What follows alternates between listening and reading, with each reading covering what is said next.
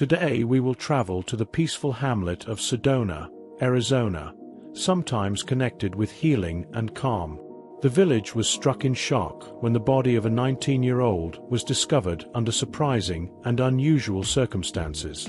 This is the story of a young groom, a 65-year-old Bridezilla, and a marriage that descended into violence. The quiet and introverted 19-year-old Noah Beasley was growing up in the little town of Cottonwood, Arizona. Noah recently graduated from May 2021 and was the quiet child typically carrying a guitar on his back. While many of Noah's peers were getting ready for college or starting careers, he still found himself worrying about his future. Though he hadn't yet figured out how to fulfill his dream of being a musician one day, music was his passion. Living on the outskirts of town in a small trailer, Noah shared quarters with his mother, Jenna Beasley. Their financial situation was tough. Jenna was a single mother struggling to make ends meet most of Noah's life, especially after job loss brought on by the economic catastrophe the virus brought about. Noah carried considerable weight from their financial troubles. He felt ashamed sometimes for helping his very indebted mother. Quiet as he was, Noah had a kind heart. He was the kind of person who would go above and above to help others, even as he was suffering personally. In the days before his death, Noah was in a unique position. 1 week before, he had married retired Harris Gertrude Hartford, 65 years old. Known for her extravagant way of life, Gertie had been married 3 times before.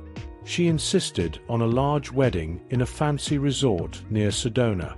The lavish nature of the marriage was set by Gertie's carefully constructed expensive decor, delicious food, and exquisite wedding attire. Still, Noah, her fiancé, felt unsuitable for the situation. He was dubious of the whole situation and uneasy when his marriage to 65-year-old Gertrude Hartford was announced abruptly. Everyone who knew him was taken aback. Many wondered what would have motivated the calm, reticent Noah to make such a big decision. Some speculated it connected to his mother's issues, others concerned he was intoxicated. Noah's relationship with Gertie was unusual, not simply in terms of their age difference. Gertie was a precise and controlling person. She would often go out of control when things didn't go her way, and Noah felt overburdened by her behavior more and more. Jenna advised him to stay in the marriage, even though he told his mother he was hesitant and terrified. Noah therefore felt caught, split between his growing dissatisfaction with his new existence and her objectives. At the time of his death, Noah was still adjusting to his new reality. He spent much of his time at his new residence with Gertie and had cut off his friends. His dream to be a musician seemed even more far than it had ever been. Young man lost his path and unable to locate a future appropriate for him. Early on October 8, 2021, a horrible finding shocked the peaceful hamlet of Sedona. At 8:30 a.m., 82-year-old neighbor Marjorie Lane was out for her daily walk when she noticed something strange at the luxurious property of Gertrude Hartford Beasley. The curtains were drawn and the entrance door was slightly open. Marjorie, who had lived in the neighborhood for more than 30 years, found this unusual, especially since Gertrude was known for her exacting schedule and usually had everything in perfect order. Curious and concerned, Marjorie decided to pay the house a visit. As she approached, she screamed, but no reaction. She hesitated, then came in and smelled intensely, cruelly right immediately. Then she saw Noah Beasley motionless on the living room floor. His body fell against the couch, and several empty pill bottles, all prescription drugs, were scattered around him. Beside him on the sofa table rested a half-empty glass of water. Shock stopped Marjorie. Her heart was pounding. She considered what she was seeing incredible, having known Noah. Tears welling up, her hands shaking as she told the operator the address and detailed what she had found. She quickly got out and phoned 911. Marjorie hesitated but followed instructions when the 911 operator told her to search for signs of life. She dropped her head down next to Noah and gently shook his shoulder, whispering his name. Not one response was gotten. She could see his face was pale, his lips slightly purple, and his breathing had stopped. Marjorie was running through her thoughts. She thought of the wedding a week before, when Noah had looked so out of place next to the much older Gertrude in her skimpy wedding gown. How quickly things had gone so wrong was inconceivable to her. Tears pouring down her face, she stayed on the phone with a 911 operator until police and paramedics arrived. The officials quickly declared Noah dead at the site. Shaken and confused, Marjorie was guided outside, where she sat on the pavement staring blankly at the house where Noah's young life had tragically ended. The cops turned up to the Hartford Beasley residence well before 9 in the morning. October 8, 2021, the investigation was conducted under direction by seasoned Sedona Police Department investigator Detective Marla Grunbold. Detective Grunbold wasted little time assessing the scene, noted for her sharp senses and strict methodology. Young but driven recruit officer Tom Jenkins followed them into the mansion that had lately become the center of a horrible mystery. Noah's body turned up in the oddly quiet living room.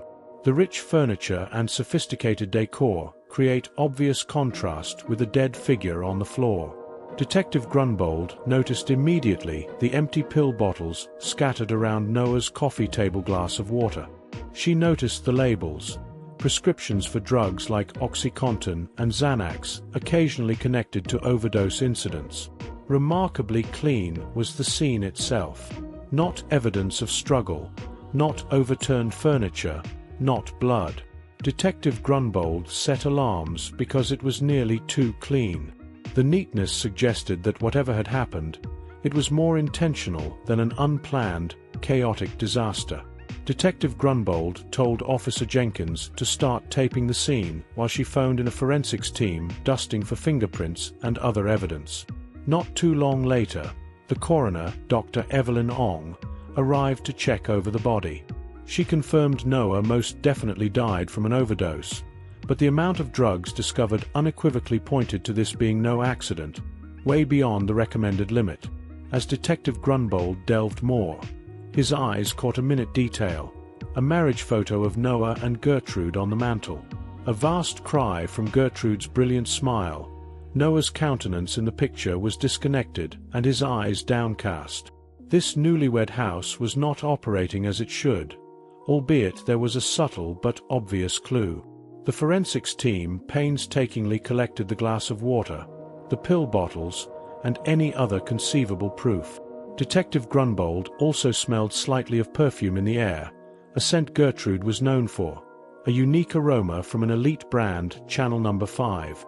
By the time they were finished, Detective Grunbold sensed this went beyond a simple overdose. The evidence pointed to foul play. The investigation was only getting started. As the investigation into Noah Beasley's murder deepened, the authorities concentrated on the most obvious suspect, Noah's 65-year-old widow, Gertrude "Gertie" Hartford Beasley. Well known in Sedona for her extravagant way of living and commanding presence, Gertie was.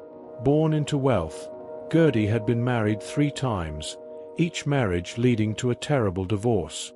Gertie was obsessed on being young and known for her outbursts when things did not go her way. Her reputation as a bridezilla came from her expectation of perfection all around her. She was laying by the pool, just a few feet from her husband's murder, sipping on a mimosa and leafing through the most recent Vogue magazine when Detective Marla Grunbold and Officer Tom Jenkins arrived at Gertie's house later that afternoon. Gertie looked astonishingly serene in spite of the horrible surroundings. She seemed apathetic straight away to Detective Grunbold, dressed in a nice kaftan and large sunglasses. Gertie grinned at the cops, but she sees nothing. About the events preceding Noah's death, she said she left him in the living room to play his computer games after going to bed early the evening before. When she woke up next morning and discovered he was away from bed, she stated she thought he had slept on the couch. Though she expressed shock and some sadness at learning of his death, she seemed not really disturbed, as if she had heard a friend's veterinarian had passed away. Gertie's story remained consistent under interrogation, but her lack of empathy begged problems. She was remote but helpful, exactly answering questions. About the pill bottles found at the scene, Gertie said Noah had been prescribed medication to help him cope with recent challenges. She said she had no idea Noah may overdose and conjectured he might have taken more drugs than he ought in a hopeless mood. Although she was calm, Detective Grunbold discovered some inconsistencies in Gertie's story. First, Gertie had said Noah was playing video games, but the TV went off when Marjorie Lane discovered the deceased. Also messy was the main bedroom bed, suggesting Gertie might not have gone to bed at all. Detective Grunbold pressed more, and Gertie clearly was hiding something. Without hard evidence, though, the cops couldn't hold her. Gertie seemed to have a perfect alibi, yet her actions begged problems. As the interview neared to finish, Detective Grunbold couldn't get rid of the sensation that this refined, serene woman was more engaged in Noah's killing than she let on. The cops concentrated on Noah's mother, Jenna Beasley, the second suspect, while Gertrude Hartford Beasley remained of interest. Jenna, 49, faces more than her fair share of difficulties. Her life had been a sequence of bad decisions, each apparently worse than the next. Dealing with debt, Jenna had turned to under-table sales of prescription drugs, a secret she had kept from most. Not entirely, though, having been arrested several times. Detective Marla Grunbold understood Jenna's desperation might have driven her to compel Noah into his horrible marriage to Gertrude. In the end, Jenna found financial relief from the union. Fighting the belief that her son's marriage would secure her future was too appealing. But what would have paid? When the cops brought Jenna in for questions, she appeared confused and anxious. She wore tattered trousers and a worn-out t-shirt, far from the polished Gertrude. Jenna smoked a cigarette, a habit she had started up recently. Her hands shook, and her voice stammered as she answered the detective's questions. Presenting it as an opportunity he would have missed, Jenna stated she had urged Noah to wed Gertrude. She mentioned the wedding, which took place in a posh Sedona resort where Noah had sung out of place among the magnificents. Jenna stated she had wanted the best for her son and that she felt Gertrude could provide him and her money, something she had never been able to give. But Jenna became defensive when the conversation shifted to the drugs found on the scene. She maintained Noah had to have taken them himself and gotten it somewhere else, contradicting all knowledge of the startling death count. Nonetheless, Detective Grunbold disagreed.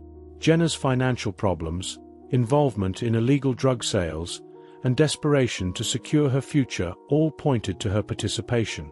Under pressure, Jenna answered more wildly. She began to contradict herself.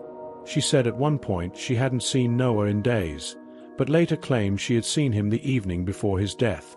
Her nervousness and unpredictable language only accentuated the police's doubts. Even although Jenna denies it, her clear intention to ensure Noah's marriage and her link to the drugs make her a major suspect. Detective Grunbold knew Jenna was cunning, ruthless, and would do everything to rescue herself, even at the cost of her own kid. As the questioning came to an end, even more elements of the puzzle vanished, yet they were coming closer to the truth. Gertrude Hartford Beasley and Jenna Beasley drew police attention to a third person under investigation. The ex-husband of Gertrude, Harry Hartford. Then 70 years old, Harry was a prosperous real estate magnate with a reputation for ruthlessness in both business and personal life. His most recent project was developing successful retirement communities all throughout Arizona, therefore fortifying his empire. Harry's relationship with Gertrude had bitterly collapsed just a few months before he married Noah. Divorce had been a major event, talked about in top social circles in Arizona. When Gertrude left with a substantial bit of his riches, Harry was ashamed and angry. Noah's marriage to a much younger boy toy had timing that added salt to injury. Harry's persistent resentment and envy made him a top suspect in the investigation. Detectives Marla Grumbold and Officer Tom Jenkins agreed to have Harry questioned.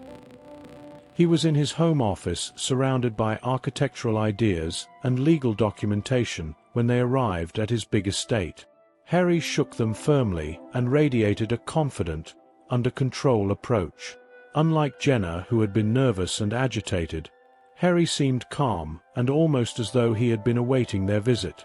Harry answered the questions cooperatively, but his responses were precisely measured. Admitting he was angry at Gertrude's new marriage, he described it as like a slap in my bleeping face. Still, he denied any part in Noah's death. Harry claimed he had not spoken with Gertrude or Noah since the divorce and had been consumed with his business.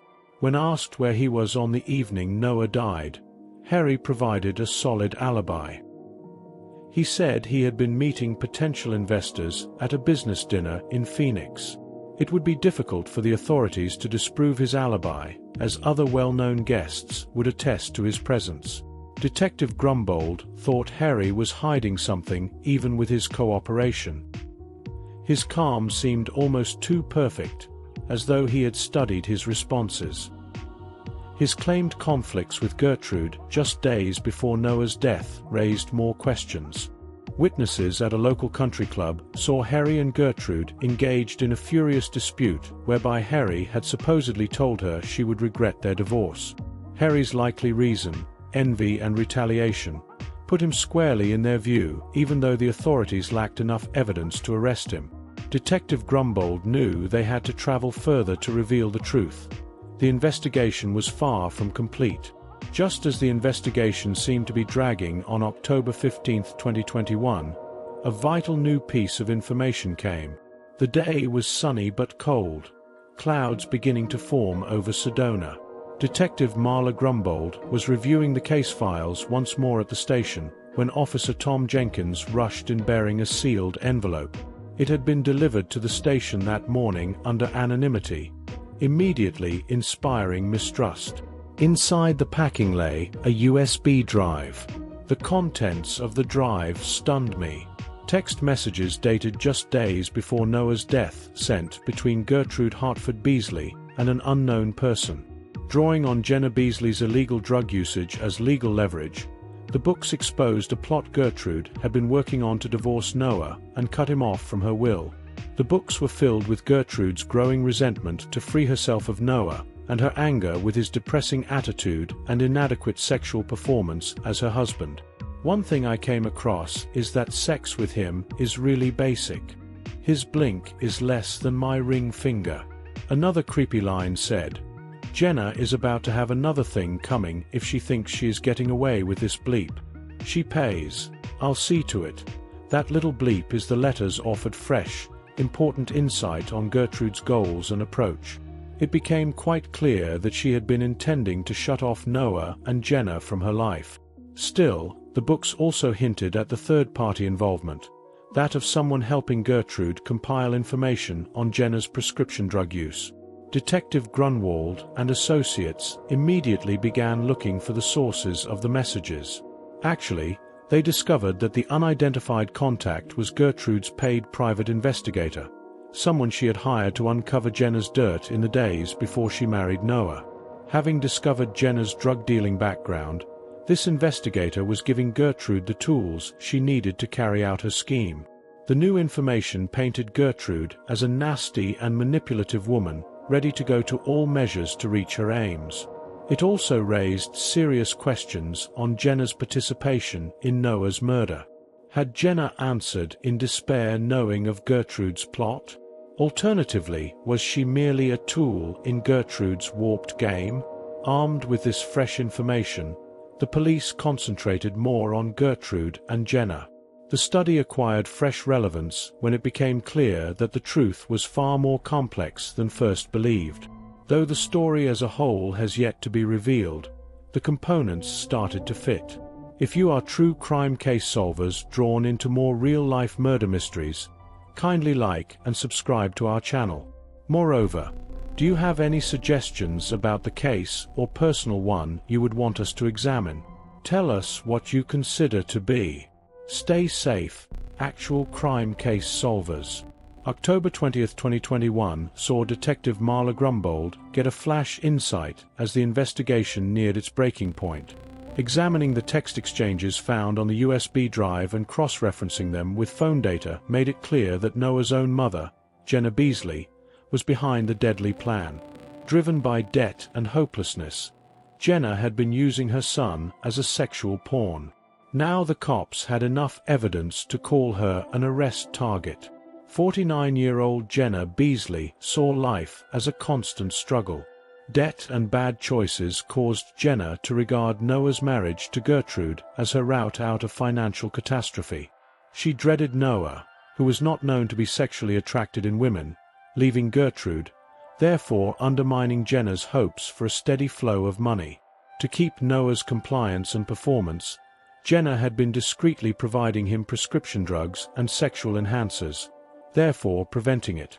Her plan fell apart, though, when Noah inadvertently overdosed, consuming far more than she had intended. The twist was that Gertrude, dissatisfied with Noah's lack of sexual vitality as a husband, had been planning to divorce him and cut both him and Jenna off from her life. Finding Jenna's drug use, she intended to keep her money free from them by using that knowledge. But Jenna took control as she aimed to save the marriage. Trying to calm Noah, Jenna had given him more of the drugs on the evening he died. But Noah began using even more drugs on his own, angry about his loveless marriage and terrified of Gertrude's brutality, leading to a fatal overdose. Though Jenna hadn't meant to hurt her kid, her actions instantly caused his death. When the police showed Jenna the evidence, she first challenged everything. Her approach was panicked and desperate, far different from her past serenity. But Jenna's defenses fell when Detective Grunwald showed the damning phone records and correspondence. Never intending to harm her kid, Jenna stated she just wanted to keep him in the marriage until they could ensure their financial future. With Jenna's arrest, the little towns of Sedona and Cottonwood felt turmoil. Noah's family broke apart knowing that his own mother had brought about his death. Already disturbed by the unusual marriage circumstances, the society was now battling the horrible reality that money and desperation had produced such a pointless catastrophe. As Jenna was being carried away in handcuffs, she seemed numb and unable to properly feel the weight of her actions. Overwhelmed with loss, the Beasley family expressed their pain and incredulity while attempting to understand what had happened. While the arrest concluded a dark chapter in Sedona's history, the shock and grief would linger for a long time. Early in December 2022, Jenna Beasley's trial got underway. Ready to document the astonishing facts of the case, reporters from organizations including True Crime Weekly and the Arizona Republic packed the courtroom. Under Assistant District Attorney Mark Christensen, 42, the prosecution painted Jenna as a desperate and dishonest mother who had put her son's life second to her own financial requirements. Celebrated for his sharp mind and relentless pursuit of justice, Christensen argued that avarice drove Jenna's actions.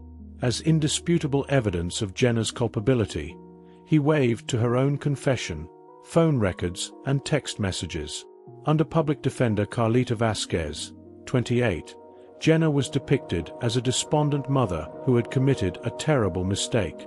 Veteran attorney with a reputation for compassion Vasquez said Jenna never intended to kill Noah. She stressed Jenna's financial problems, her resolve to give her family a better future, and the unintentional character of Noah's death.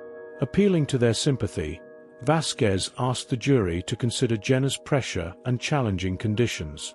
Noah's family watched in agony all during the trial. His mother's actions had fractured his family, and their reactions amply demonstrated the anguish. Although the prosecution's case was solid, some jurors related to the request for leniency of the defense. December 15, 2022, the juries decided. Jenna Beasley came out declared guilty of voluntary manslaughter. Though Jenna's actions led to Noah's death, the jury found inadequate evidence existed to prove Jenna intended to kill him. When the decision was rendered, Jenna barely reacted. Her face was pallid and expressionless in the hushed courtroom. The judge condemned Jenna 10 years in prison. 5 years would enable her parole. The sentence inspired opposing views. Given Noah's horrible death, some believed it was overly lenient. Others felt it appropriate given Jenna's terrible circumstances. The choice did not substantially ease Noah's family's situation. They had to accept their loved one was gone, kidnapped by the same person supposed to be looking after him. The people of Sedona, too, had to cope with the disturbing events that had occurred in their midst, a sobering reminder of how desperation and money may drive unimaginable behavior. In the months following Jenna Beasley's imprisonment, the story kept resonating strongly in the Sedona community. From the Beasley family to neighborhood residents, the trial had a profound effect on all those involved. Sent to the Perryville high-security Arizona State Prison Complex in Phoenix, Jenna Beasley's prison circumstances were challenging. Her story drew a lot of media attention, and other inmates regularly speculated about and assessed her. She was left to think about the horrible consequences of her actions, since the jail system afforded her little possibilities for rehabilitation and help. Jenna spent her time assisting in prison programs aimed at addressing mental health and drug abuse issues, hoping for some kind of atonement and preparing for her final release.